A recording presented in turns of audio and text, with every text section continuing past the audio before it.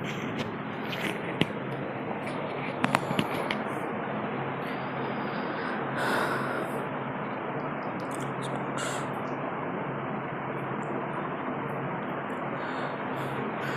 Students, आज हम concentration के टर्म्स पढ़ रहे थे, जिसमें हमने 3 कंसंट्रेशन के टर्म पढ़ लिए थे। पहला क्या था? V/V%, दूसरा एक W/W%, दूसरा V/V% और तीसरा W/V%। अब हमारा चौथा कंसंट्रेशन का टर्म है पार्ट पर मिलियन, जिसको क्या बोला जाता है? ppm बोला जाता है, पार्ट पर मिलियन।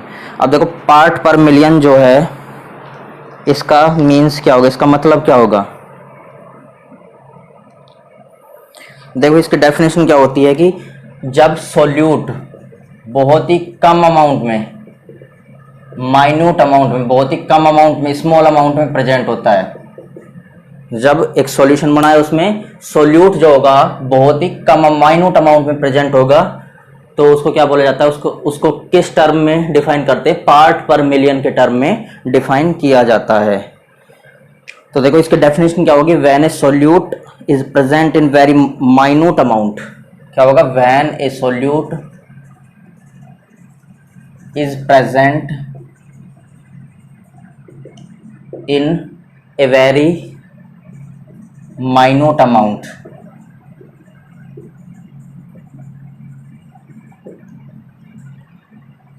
आगे हो जाएगा, then its concentration is expressed in ppm, part per million. Then its concentration is expressed in ppm means part per million. देखो आगे, ये तो हमारी डेफिनेशन हो गई इसकी। इसका फॉर्मूला क्या होता है? इसका फॉर्मूला होता है ppm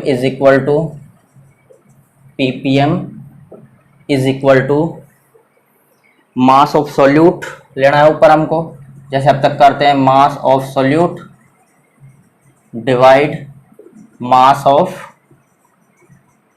सॉल्यूशन, पूरे सॉल्यूशन का, इनटू क्या करना है? अब तक हम 100 करते आए थे परसेंट निकालने के लिए, लेकिन मिलियन का मतलब होता है 10⁶।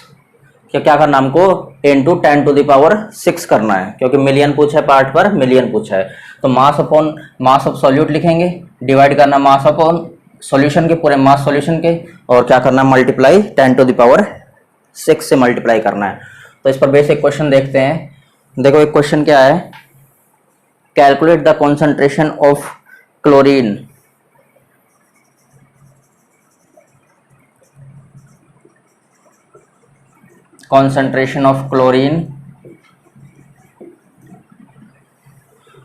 आगे दे रखा है क्वेश्चन में, in ppm when a litre, in ppm when a litre of public supply water, of public supply water contain about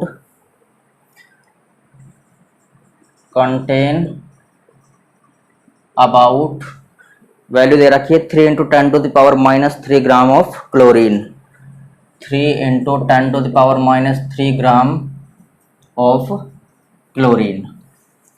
तो इसका सॉल्यूशन देखना अब हमको। देखो, calculate the concentration of chlorine in ppm when a litre, 1 litre का मतलब कितना होता है? 10⁻³ ग्राम, मतलब 1000 ग्राम, और public supply water contain about 3 × 10⁻³ gram of chlorine.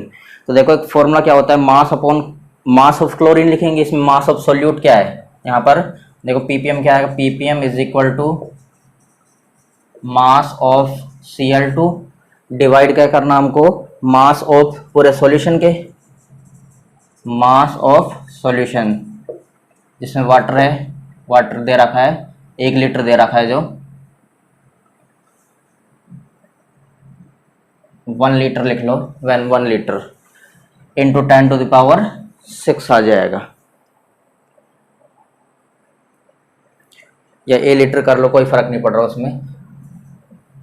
देखो, mass of chlorine upon mass of solution गुना 10⁻⁶, अब देखो मास ऑफ क्लोरीन कितना दे रखा है, public supply water contain about 3 × 10 to the power 3 × 10 to the power -3, ये दे रखा है मास ऑफ क्लोरीन का। डिवाइड मास ऑफ सॉल्यूशन कितना दे रखा है, देखो मास ऑफ सॉल्यूशन ध्यान रखना 1 लीटर दे रखा है, वाटर का कितना दे रखा है 1 लीटर, तो 1 लीटर में सॉल्यूशन बना रखा है 1 लीटर का पूरा, तो ये क्या होगा 10 टू द पावर 3, 1 लीटर का मतलब क्या होगा 10 टू द पावर 3 मतलब 1000 ग्राम में आएगा, इनटू क्या आएगा 10 टू द पावर 6 मिलियन निकालना है। अब देखो इसको सॉल्व करेंगे तो यहाँ 10 टू द पावर 3 बचेगी, ये 3 प्लस की है, 3 माइनस की, क्रॉस कैंसिल हो जाएगी, तो कितना बचेगा हमारा 3 ppm। आंसर क्या आएगा इसका 3 ppm, ये हमारा आएगा आंसर। तो कॉन्सेंट्रेशन ऑफ क्लोरीन कितनी आई है ppm में 3 ppm।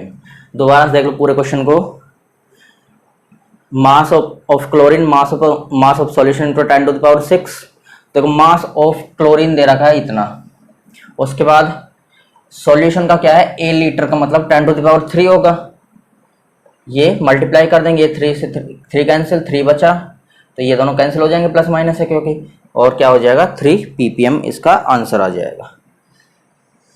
ये हमारा पहला मतलब चौथा नंबर हो गया पार्ट पर मिलियन ppm।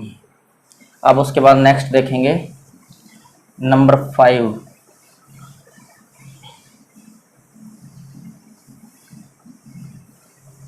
पांचवा नंबर हमारा तुमने पढ़ रखा है 11th क्लास में जो मोलैरिटी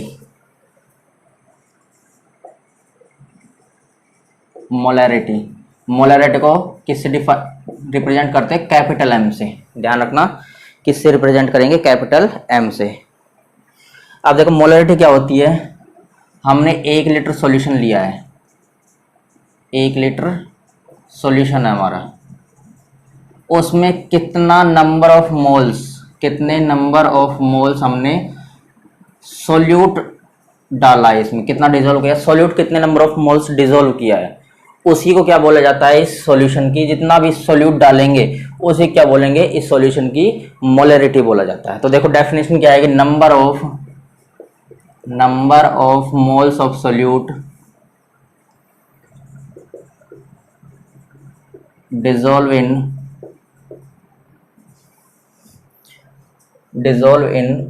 1 लीटर, ध्यान रखना 1 लीटर में 1 लीटर ऑफ सॉल्यूशन।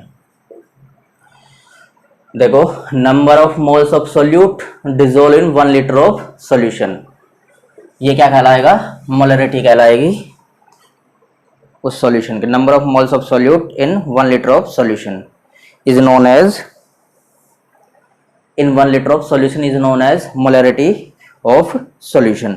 अब देखो मोलैरिटी का फॉर्मूला यहीं से आ जाएगा, M is equal to, capital M है ये, M इज इक्वल टू, ध्यान से देखो number of moles of solute in 1 litre of solution, तो यहां से फॉर्मूला आ रहा है, नंबर ऑफ मोल्स रखना है ऊपर तुमको, नंबर ऑफ मोल्स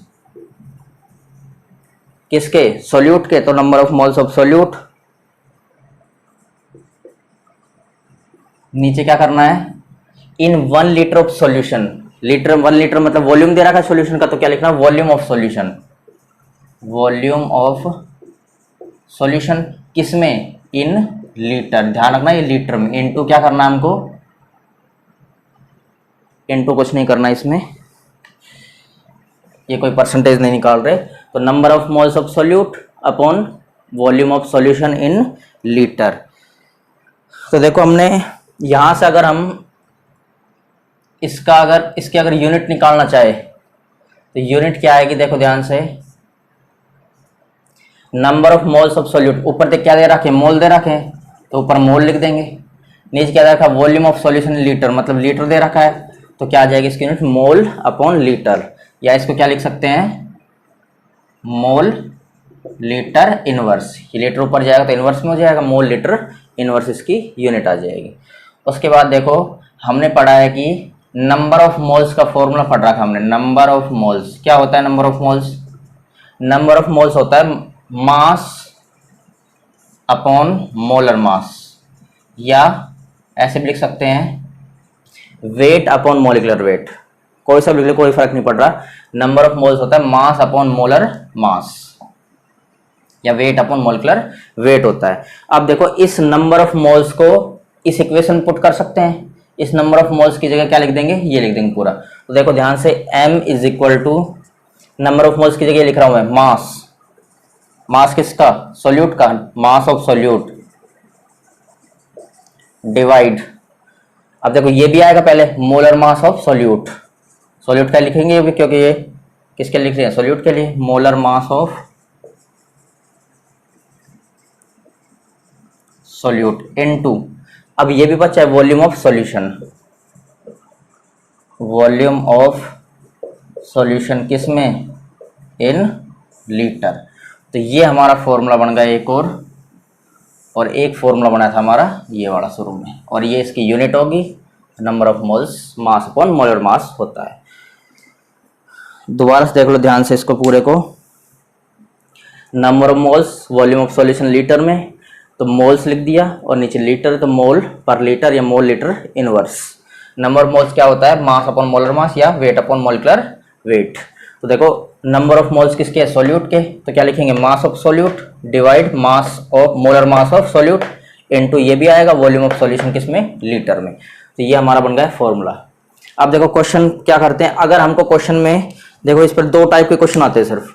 अगर क्वेश्चन में मोल्स दे दे तो ये वाला फॉर्मूला यूज लेना है, अगर क्वेश्चन में मोल्स देंगे तो ये वाला फॉर्मूला, क्योंकि मोल्स इसमें ही है।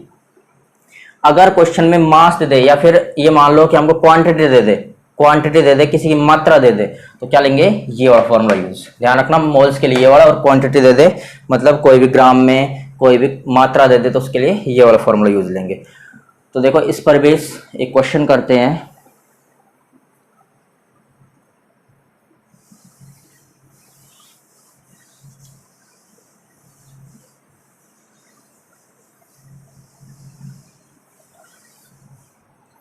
एक क्वेश्चन देखते हैं इस पर बेस, समझ में आएगा उससे और अच्छे से। देखो क्वेश्चन दे रखा है, calculate the molarity of A solution, calculate the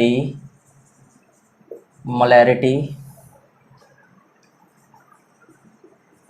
of A solution containing 5 gram of NaOH, containing 5 gram of NaOH dissolved in 450 ml, dissolved in 450 ml of solution,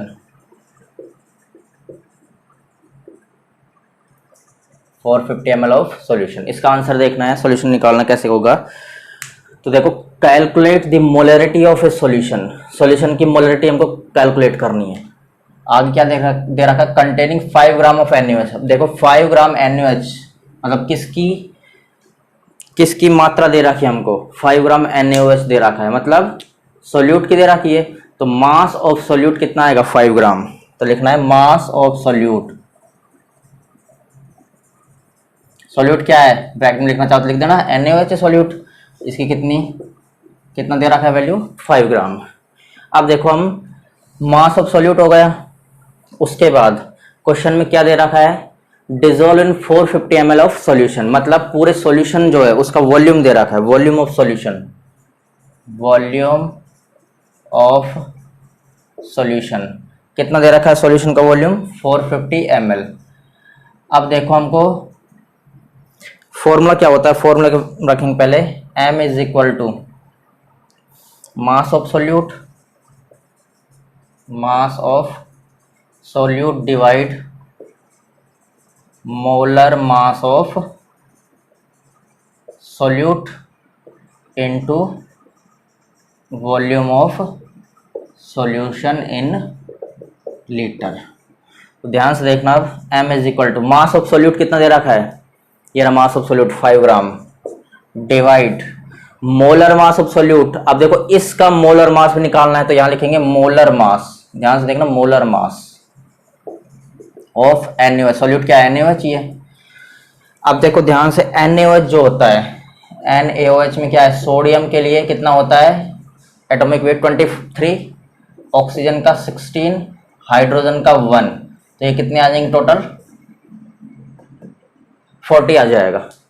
तो यहाँ क्या आएगा 40 ग्राम, कितना आएगा मोलर मास ऑफ NaOH 40 ग्राम, ये यहाँ से आएगा 23, 16 एंड 1। तो यहाँ क्या लिख देंगे 40 into volume of solution in litre, देख लेकिन हमको किस में दे रखा है ml में, तो लीटर में चेंज करेंगे, हम इसे ध्यान रखना ml को लीटर में चेंज करें या फिर किलोग्राम को लीटर में चेंज करें, दोनों के लिए ml को और किलोग्राम को दोनों को लीटर में चेंज करने के लिए 1000 से डिवाइड करना होता है। तो 450 अपॉन 1000 किस में चेंज होगा, ये लीटर में, तो क्या लिखेंगे 450 डिवाइड 1000, तो यहाँ से आ जाएगा 5 अपॉन 40 इंटू 1000 ऊपर जाएगा और 450 नीचे रहेगा। इसको कैलकुलेट करेंगे तो एक जीरो से एक जीरो कैंसिल हो जाएगी, ये इससे कैंसिल, 9 टाइम्स जाएगा ये, तो ये आ गया 5 अपॉन 9 टू ज़ा 18, तो इसको कैलकुलेट करेंगे तो आएगा ये लगभग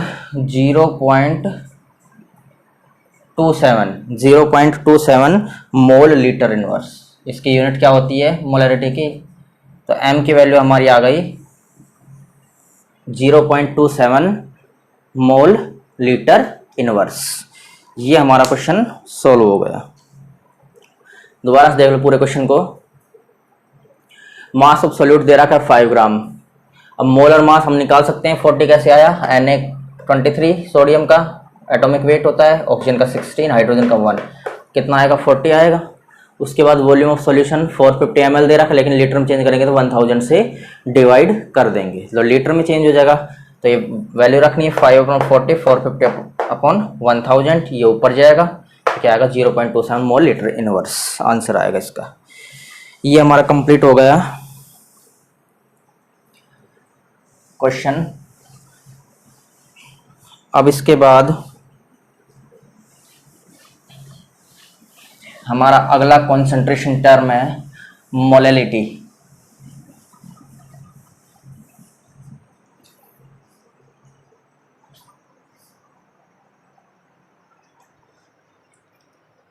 अगला कंसंट्रेशन टर्म क्या है हमारा, मोलैलिटी।